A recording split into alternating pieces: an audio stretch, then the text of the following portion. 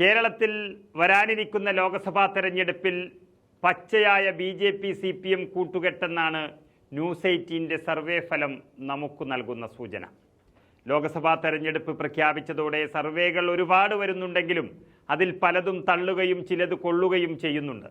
എന്നാൽ ന്യൂസ് 18 പോലുള്ള ഒരു പ്രമുഖ ദേശീയ ചാനൽ നടത്തിയ സർവേകൾ അങ്ങനെ തള്ളിക്കളയാനാവില്ല. അവർ പറയുന്നത് ഇങ്ങനെയാണ്: ഏറെ നാളത്തെ കാത്തിരിപ്പിനൊടുവിൽ ബി.ജെ.പിയുടെ നേതൃത്വത്തിലുള്ള NDA സഖ്യത്തിൻ്റെ അഭിലാഷങ്ങൾ കേരളത്തിൽ പൂവണിയുകയാണ്. ഇവിടെ അവർക്ക് 2 സീറ്റുകൾ സ്വന്തമാകുമെന്നാണ് സർവേ ഫലത്തിൽ പറയുന്നത്. അതെങ്ങനെ സാധിക്കുമെന്നതിൻ്റെ ഉത്തരമായി തൊട്ടടുത്തു തന്നെ 4 സീറ്റുകൾ ഇടതുമുന്നണിക്കും ലഭിക്കുമെന്നാണ് പറയുന്നത്. തൃശ്ശൂരും തിരുവനന്തപുരവും ബി.ജെ.പിക്ക് മറിച്ചു നൽകുമെന്നതിൻ്റെ വ്യക്തമായ സൂചന ലഭിച്ചിരിക്കുന്ന ഒരു വാർത്ത KPCC secretary advocate BRM Shafeer ഈ സർവേ വരുന്നതിന് മുൻപ് തന്നെ വെളിപ്പെടുത്തിയതാണ്. അത് നമുക്കൊന്ന് കേട്ടു നോക്കാം.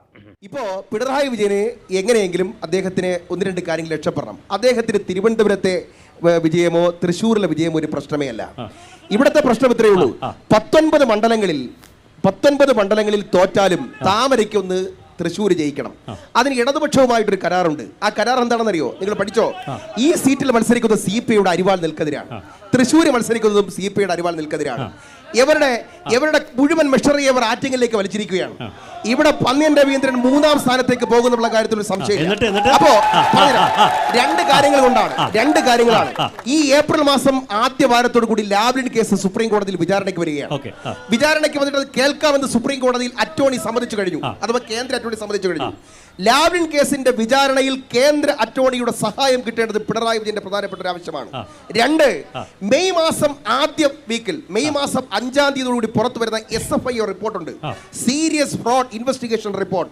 ആ റിപ്പോർട്ടിൽ അവിടെ കരിമണൽ കർത്തയുടെ കയ്യിൽ നിന്നും 1.72 crore കൃത്യമായിട്ട് മാസപ്പടി വാങ്ങിയ കേസിൽ മകൾ അകത്തു പോകുന്ന കേസിലെ റിപ്പോർട്ട് മെയ് മാസത്തിൽ പുറത്തു വരാൻ പോവാ. മെയ് മാസം കൊണ്ട് വെച്ചെന്തിനാണെന്നറിയോ ദാസേ? മെയ് മാസം കൊണ്ട് വെച്ചെന്തിനാണെന്നറിയോ?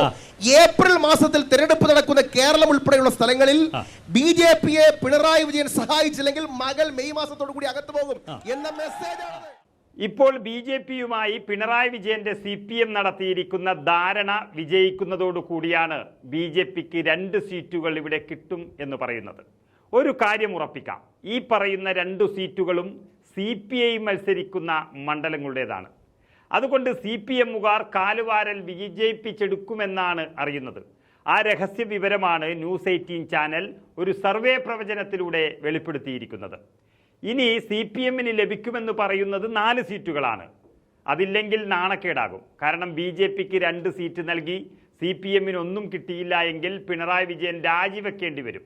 അതുകൊണ്ട് കോൺഗ്രസിനെ തോൽപ്പിക്കാൻ കഴിയുന്ന 4 സീറ്റുകളിൽ ബി.ജെ.പിയുടെ സഹായവും വാങ്ങുമെന്നതാണ് രഹസ്യ വിവരം. അത് ചിലപ്പോൾ പാലക്കാടും ആലത്തൂരുമാകാം, അല്ലെങ്കിൽ പത്തനംതിട്ടയോ ആറ്റിങ്ങലുമാകാം. കാസർഗോഡ് ആഗ്രഹമുണ്ടെങ്കിലും അത് കഴിയില്ല. കാരണം കാസർഗോട്ടുകാർ ശുദ്ധന്മാരാണ്. വോട്ട് മാറ്റി ചെയ്യാൻ നിർദ്ദേശം നൽകിയാൽ തന്നെ അതങ്ങനെ തുറന്നു പറയും.